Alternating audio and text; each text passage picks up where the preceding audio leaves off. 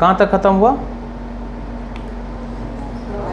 Trading account detail में पढ़ लिए, प्रॉफिट एंड लॉस वो भी डिटेल में पढ़ लिए। अब कहाँ आएंगे? बैलेंस शीट में। कहाँ?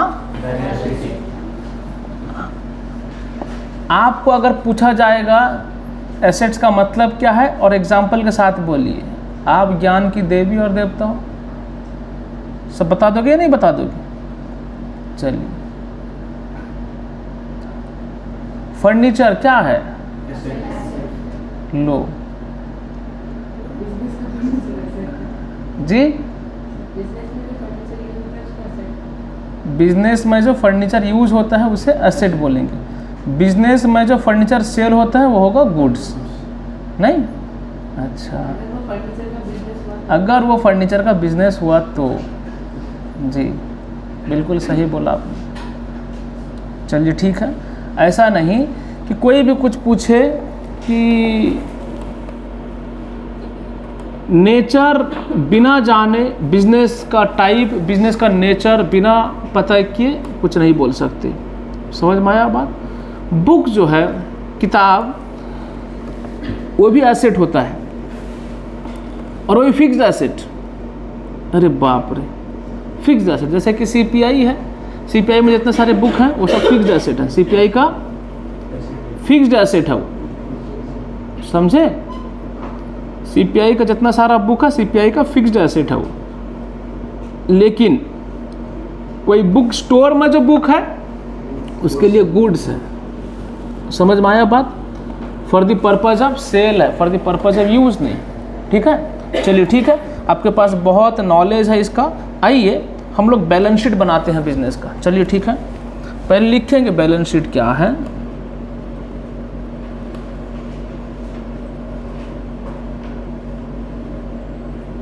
देखिए ध्यान से, यहाँ पर अकाउंट नहीं यूज हुआ है। क्या है? यानी एक स्टेटमेंट है, ये अकाउंट नहीं है। क्या है? स्टेटमेंट है, ये अकाउंट नहीं है। समझ में आया?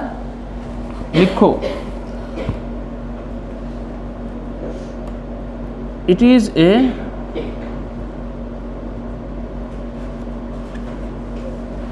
Statement of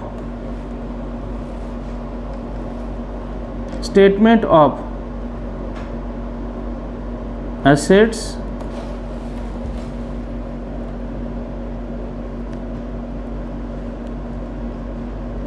liabilities and capital।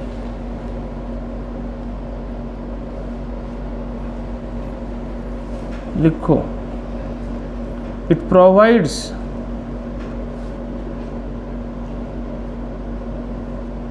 financial position of the business।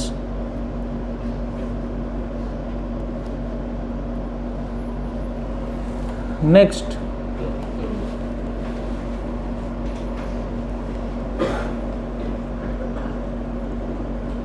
it has two sides।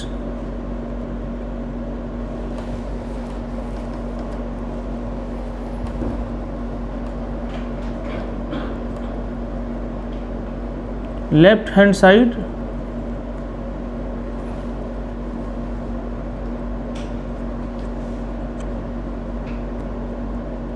liabilities and capital।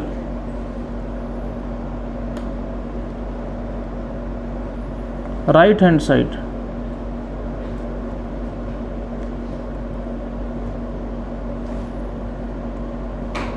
all assets। ठीक है, चलिए बैलेंस शीट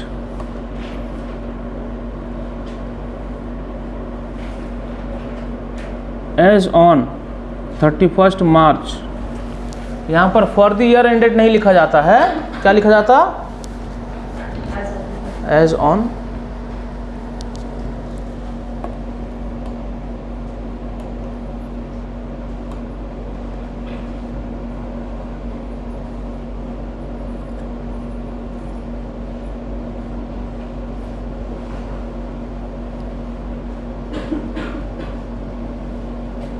ठीक है।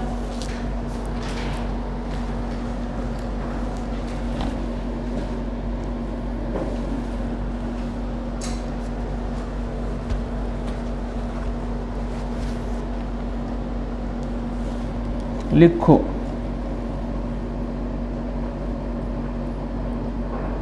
Equity and liabilities,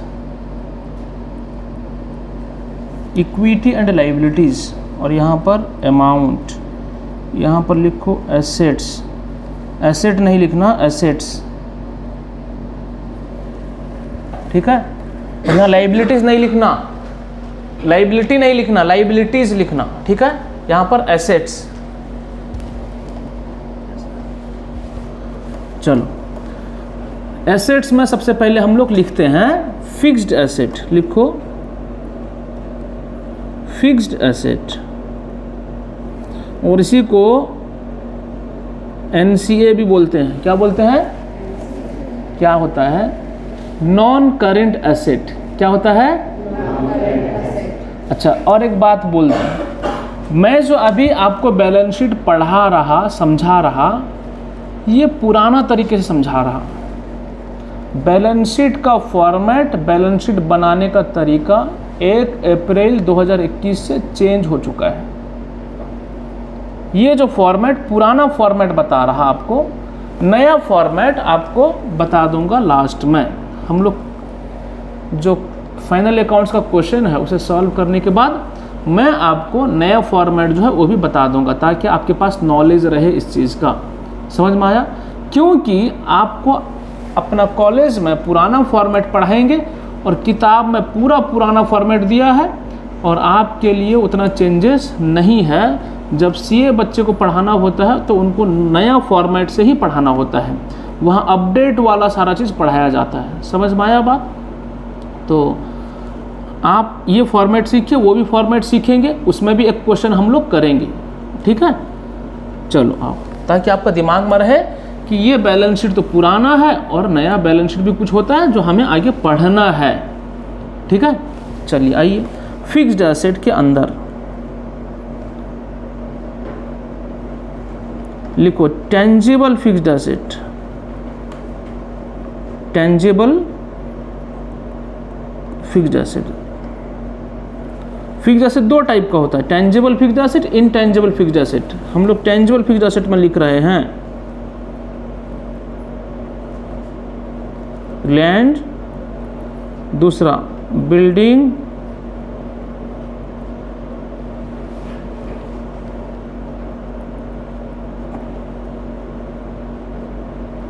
plant and machinery,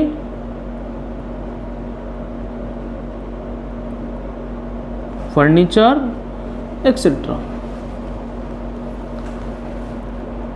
और बड़े मज़े की बात बोलता हूँ, बड़े ही मज़े की बात, एक ज़माना पहले बोला जाता था फिक्स्ड एसेट। क्या बोला जाता था? उसके बाद चेंज हो गया नॉन करेंट एसेट। क्या? अब जो चल रहा है मार्केट में प्रॉपर्टी, प्लांट एंड इक्विपमेंट। क्या? PPE से बोलते हैं। क्या बोलते हैं? PPE बोलते हैं, प्रॉपर्टी, प्लांट एंड इक्विपमेंट बोलते हैं। आप जब CA का इंटर में जाएंगे वहाँ पर आपको यही लिखना होगा heading property, plant and equipment. वहाँ पर नहीं चलेगा fixed asset, property, plant and equipment he heading देना होगा, ठीक है। चलिए नेक्स्ट B में लिखें intangible asset. Intangible fixed asset लिखें सबसे पहले अपना सा, माना सा, प्यारा सा, जाना सा, गुडविल।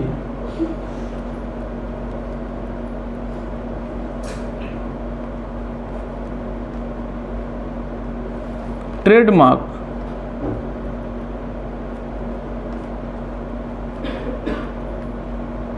कॉपीराइट, उतना ही लिखो, ज़्यादा मत लिखो। फ्रेंचाइजी, वेबसाइट डिज़ाइन, ये सब तो है ना, तो है ना। उसके बाद नेक्स्ट लिखो, ये गया फिक्स्ड एसेट, बड़ा हेडिंग। उसके बाद करंट एसेट,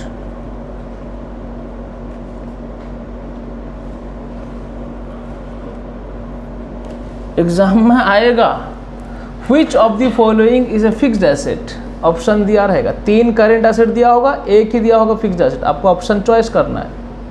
समझ में आया? चलिए, कभी कभी क्वेश्चन बड़ा मज़ेदार होता है। सर आपको मज़ा लगता है? बताता हूँ, पहले करंट एसेट पढ़ा देता हूँ, फिर बताता हूँ आपको क्वेश्चन कभी कभी कैसा पूछ सकता है। उतना तो चालाक बनना पड़ेगा आपको, फिर जाकर अकाउंट्स में 100 से 100 होगा, उतना चालाक बनना होगा आपको। चलिए आइए, करंट एसेट में लिखिए स्टॉक, क्या, कौन सा स्टॉक? क्लोजिंग स्टॉक लिखो।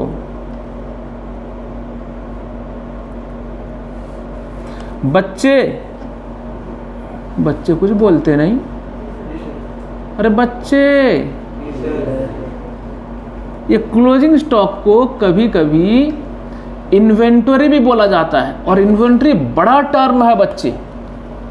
इन्वेंटरी जो है बड़ा टर्म है, इंटरनेशनल टर्म है वो। इन्वेंटरी अच्छा टर्म है, क्लोजिंग स्टॉक जो है आपके लिए चला लेता हूँ। जब आप आगे जाएंगे +3 एकेडमिक्सियन, मतलब एकेडमिक का कोर्स में भी आपको इन्वेंटरी पढ़ना पड़ेगा क्लोजिंग स्टॉक को, बाकी प्रोफेशनल कोर्स तो छोड़िए। समझ में आया बात? तो चलिए, क्लोजिंग स्टॉक, इसे इन्वेंटरी भी बोलते हैं, लिख लिया करो, लिख लो इन्वेंटरी साइड में।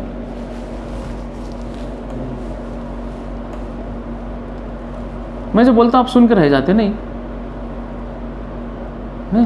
लिख लोगे तो देख लेंगे, याद आता रहेगा, समझे ना? नहीं, इसीलिए प्यार में निशानी छोड़ा जाता है ताकि याद आता रहे, समझे ना?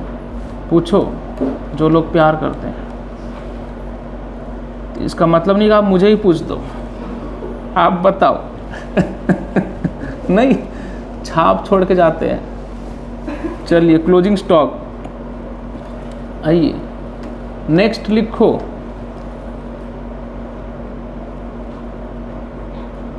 डेटर्स, नेक्स्ट लिखो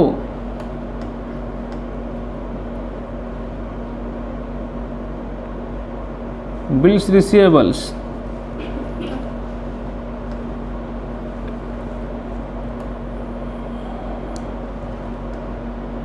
लिखे? ओके। नेक्स्ट लिखो बैंक बैलेंस, नेक्स्ट लिखो कैश बैलेंस। हो गया? ये रहा करंट एसेट। एग्जाम में आएगा which of the following is a fixed asset, क्या आएगा? Which of the following is a fixed asset. Option a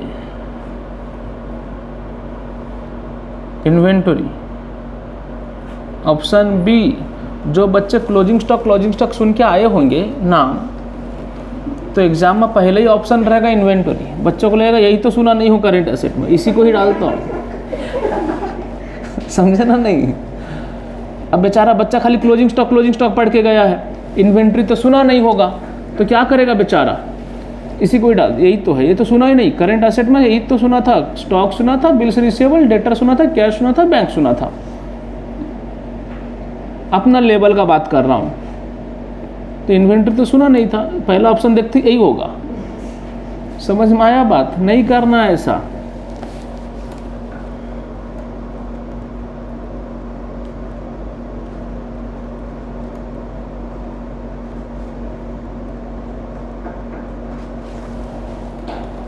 real estate, ई होता है ना, रियल एस्टेट होता है ना। चलिए ठीक है, पूछ लिया करता हूँ पहले।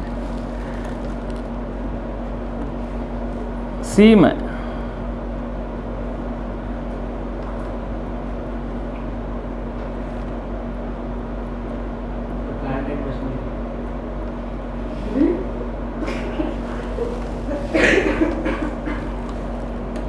Debtors and bills. अच्छा, और थोड़ा अच्छा ऑप्शन कर देता हूँ। डी में ऑप्शन दिया both B and C. Option A inventory, option B building for real estate, plant and machinery, both B and C. क्या होगा? Both B and C. देखिए खाली सी होगा, खाली सी, यहाँ भी सी है नहीं, इसलिए बोथ बी एंड सी होगा। रियल एस्टेट में क्या पूछा था? Which of the following is a fixed asset पूछा था। रियल एस्टेट बिजनेस वाले के लिए, मतलब पहले समझो रियल एस्टेट बिजनेस क्या है। वो बिल्डिंग बनाते हैं बेचते हैं, बनाते हैं बेचते हैं, तो उनका ट्रेडिंग हो गया, ये main activity of the business हो गया। समझ में आया नहीं? तो ये building for real estate business, तो वो क्या हो जाएगा? फिक्स एसेट नहीं होगा, वो कुछ दिन के लिए रहेगा फिर बिक जाएगा। समझ में आया बात? तो प्लांट एंड मशीनरी में कुछ भी नहीं लिखा है, साइलेंट है, तो क्या समझेंगे? प्लांट एंड मशीनरी होगा फिक्स एसेट। समझे? बी एंड सी नहीं होगा, ओनली सी होगा। इनाम मिलेगा, खुशनामी। हाँ, अच्छा, रिवॉर्ड चाहिए? नहीं। चलिए, समझ में आ गया जी? ऐसा फर्नीचर डीलर वाले के लिए फर्नीचर भी फिक्स्ड एसेट नहीं है, वो करेंट एसेट है, जो फर्नीचर का डील करता है। समझ में आया? एसेट है लेकिन करेंट एसेट है, फिक्स्ड एसेट नहीं है। ठीक है, चलिए आइए नेक्स्ट, इक्विटी एंड लायबिलिटी लिखो। कैपिटल देखो, प्लस करना क्या? नेट प्रॉफिट, अगर नेट प्रॉफिट हुआ है तो, नहीं तो ओब्लिक दिया, माइनस करना क्या? नेट लॉस, जैसा पहले से पढ़ पढ़ के बैठा है।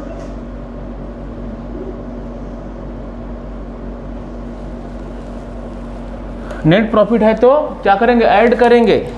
नेट लॉस है तो क्या करेंगे? माइनस करेंगे। चलिए, उसके बाद जो आएगा माइनस कीजिए। ड्राइंग्स, अब इतना सारा चीज होने के बाद इसे बोलते हैं इक्विटी, यानी क्लोजिंग कैपिटल। ओपनिंग कैपिटल में प्रॉफिट ऐड करो, या लॉस है तो माइनस करो, फिर उसके बाद में जो आएगा ड्राइंग्स माइनस करो। ठीक है? हाँ सर। सर मैंने बोला जी। सर अगर इंटरेस्ट ऑन कैपिटल है तो क्या होगा? कैपिटल में ऐड करना। सर इंटरेस्ट ऑन ड्राइंग्स है तो क्या होगा? ड्राइंग्स में ऐड करके कैपिटल से माइनस करना।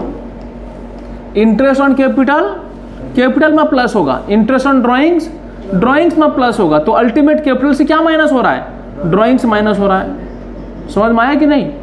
वो drawings including interest on drawings है या एक्सक्लूडिंग इंटरेस्ट ऑन ड्राइंग्स है? Sir including interest on drawings, अगर दिया रहेगा सवाल में। समझ में आया बात? याद रहेगा? तो interest on capital, interest on drawings, अगर कैपिटल के ऊपर इंटरेस्ट है तो कैपिटल में ऐड होगा, अगर ड्राइंग्स के ऊपर इंटरेस्ट है तो ड्राइंग्स में ऐड होगा। समझ में आ गया? तो ड्राइंग्स में ऐड करने के बाद फिर माइनस करना कैपिटल से टोटल ड्राइंग्स। ठीक है, चलो next, long term liability.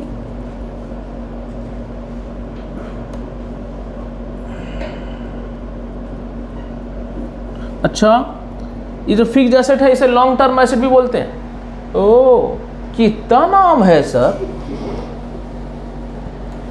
Fixed asset, non current asset, property plant and equipment, long term asset. समझ में आया? अरे ये फिक्स्ड एसेट का नाम और भी एक है, लॉन्ग टर्म एसेट, LTA। ठीक है, चलो लॉन्ग टर्म लायबिलिटी, बैंक से अगर लॉन्ग टर्म पर्पज के लिए लोन लिए हैं वो रहा। चलिए ठीक है, जाने दीजिए। ऑर्डर अगर कुछ है तो एडवांसेस, रिलेटिव से अगर कोई एडवांस लिए हैं, पैसा लिए हैं, उसको चुकाने के लिए 2-4 साल लगेगा, 1 साल से ज़्यादा लगेगा, तो फिर वो लॉन्ग टर्म लायबिलिटी में आ जाएगा, यानी फिक्स्ड लायबिलिटी भी बोल देते हैं उसे। ठीक है, चलिए next, current liability.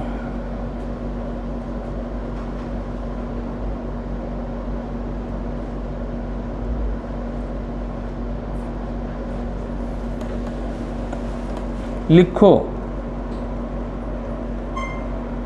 Creditors, next लिखो बिल्स पेबल, नेक्स्ट लिखो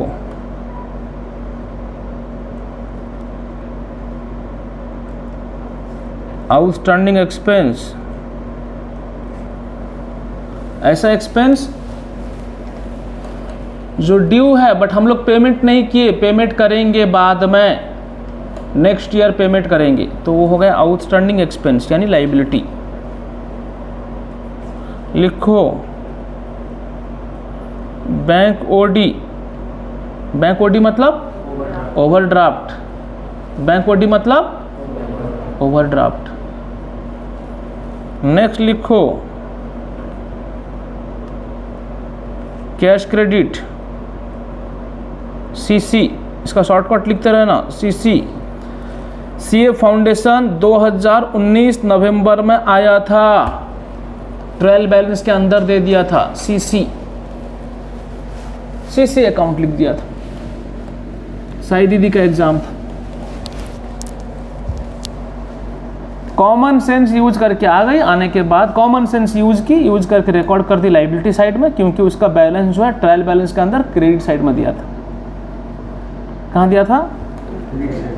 तो कॉमन सेंस यूज करके तो बोली कि लग रहा है तो लाइबिलिटी में डाल देते हैं, डाल दी, आ गई। पूछी एग्जाम में एक आया था सीसी अकाउंट, मैंने बोला हाँ क्या हुआ, ये क्या होता है बताओ। नॉर्मल +2 का बच्चा वो फर्स्ट ईयर में जो पढ़ा होगा ना बैंकिंग एंड फाइनेंस, ये देख रहे हैं हम तो भूल गए खुद, वहाँ पे पढ़ाया था शॉर्ट टर्म फाइनेंस क्या क्या होता है, bank overdraft, cash credit, CC, ये सब होता है। याद करो, मुद्रा लोन याद आया? हाँ समझे, वही बोर्ड में लिखवाया था, संडे का दिन था।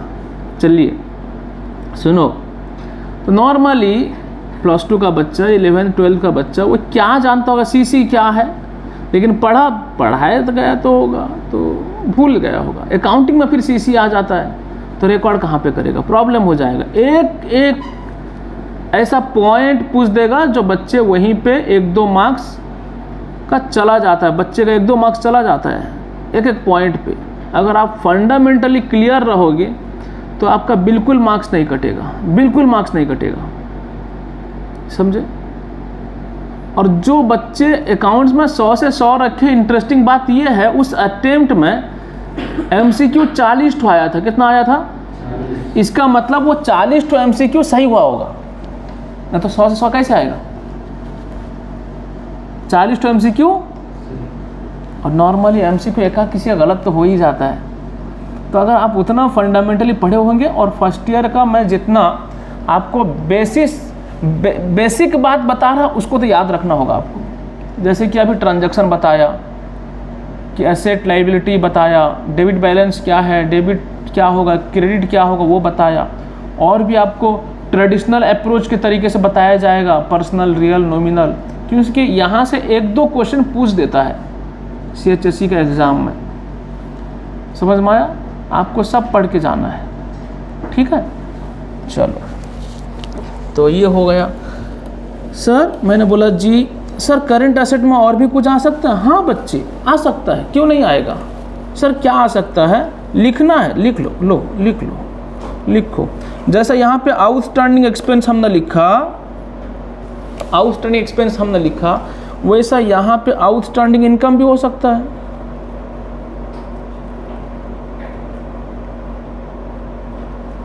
बट आपके बुक में आउटस्टैंडिंग इनकम कभी देगा ही नहीं, इसका एक अलग नाम देगा। देखिए आउटस्टैंडिंग का मतलब क्या? पेंडिंग, बाकी। एक्सपेंस का मतलब क्या? पे करना है। इनकम का मतलब क्या? रिसीव करना है। बात समझ में आ गया? तो आपके बुक में लाइबिलिटी का जगह पे आउटस्टैंडिंग एक्सपेंस लिखेगा। आउटस्टैंडिंग वेजेस मतलब वेजेस पे करना है, आउटस्टैंडिंग रेंट मतलब रेंट पेबल, लाइबिलिटी में आएगा। आउटस्टैंडिंग सैलरी, सैलरी पे करना है, लाइबिलिटी में आएगा। लेकिन आउटस्टैंडिंग इनकम या ऐसा कोई टर्म यूज नहीं करेगा बुक में। क्या करेगा पता है? एक्रूड इनकम, समझ में आया? या इनकम ड्यू, इस तरह का यूज कर देगा। तब भी क्या समझना, एक्रूड का मतलब भी पेंडिंग, ड्यू, समझ में आया?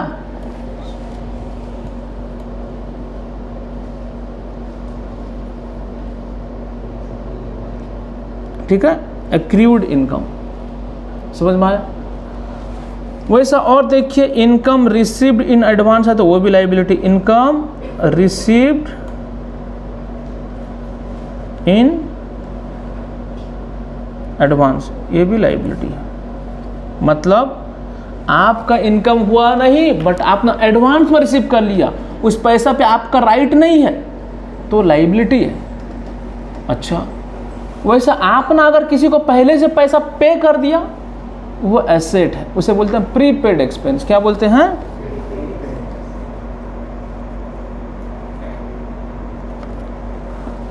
समझ में आया? अच्छा सर, ये जो इनकम रिसीव्ड इन एडवांस है, ये सर इसे प्रीपेड इनकम भी बोल सकते हैं क्या? हाँ भाई, हमारे हिसाब से रिसीव है, जो दे रहा है उसके हिसाब से तो पे है। वो पैसा को उसने पहले से पे किया हुआ है हमारा इनकम को। प्रीपेड इनकम, ये हमारा पहले से पे किया गया इनकम है। ऐसा बोल सकते नहीं बोल सकते? बोल सकते। सर जैसा प्रीपेड एक्सपेंस है, इसको ऐसा बोल सकते हैं, expenses paid in advance, sir बोल सकते हैं। तो टर्म में उलझना नहीं, समझ में आया बात? अरे समझ में आया कि नहीं? जैसा मैंने आपको एग्जाम्पल में कभी बोला था कि मेरा बेटा का नाम राजा रखूँगा, क्या रखूँगा, और बेटी का नाम रानी रखूँगा। तो और उनका पहला बर्थडे में अगर आपको मैं इनवाइट करूँगा तो आप क्या सोच कर जाएंगे? यही सोच कर जाएंगे आज तो राजा और रानी को देखने जाना है। ज़िंदगी में तो कुछ किए, किसी को देखें या ना देखें, राजा को देखें और रानी को देखें, यही सोच कर जाना है, यही समझ कर जाना है। नहीं, नाम राजा और रानी रख देने से सच में वो राजा रानी नहीं बन जाते। समझ में आया ना बात? तो कुछ बच्चे को पूछूंगा, बच्चे आउटस्टैंडिंग क्या होगा, लायबिलिटी होगा या एसेट होगा?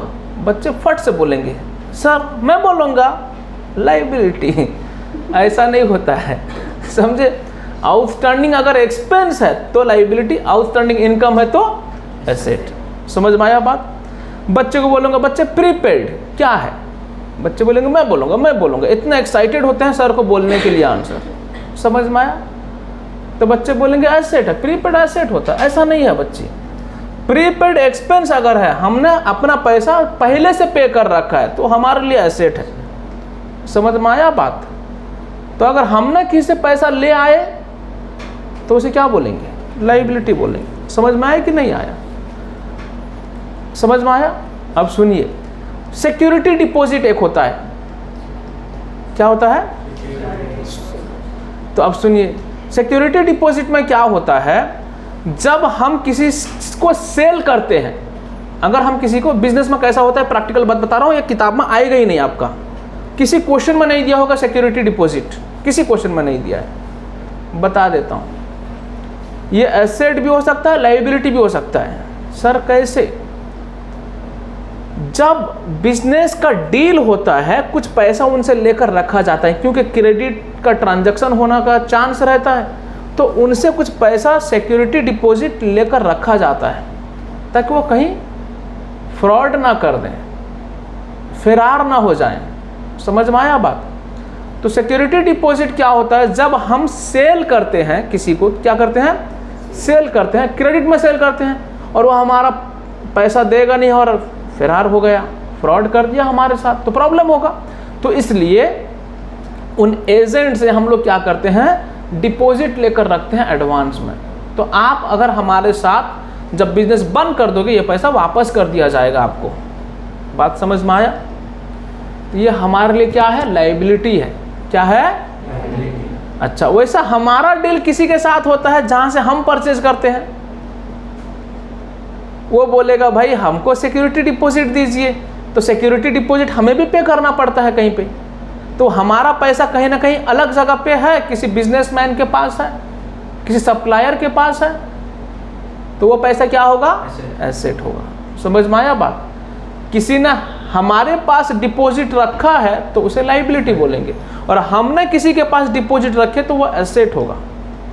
समझ में आया बात? चलो ठीक है, ऐसे ही पढ़ते जाएंगे तो बहुत सारी बातें आती जाएंगी। क्लोज कर देना, ठीक है। सो ये रहा बैलेंस शीट इस तरीके से। सर क्या ये जितना लिखवाए आप सब आएगा? मैंने बोला नहीं बच्चे, मैंने मैक्सिमम चीज़ लिखवा दिया है, बाकी और भी कुछ लिखवा सकता था, लिखवाया नहीं। लेकिन इसी के अंदर से हम लोग को पढ़ना है, हमारा जो चैप्टर में आएगा वो सब इसी के अंदर से ही होगा, ठीक है। तो फिर हम नेक्स्ट क्लास में पढ़ेंगे, प्रैक्टिकल क्वेश्चन करेंगे फाइनल अकाउंट्स का। अब तक के लिए इतना ही। Thank you very much, bye bye.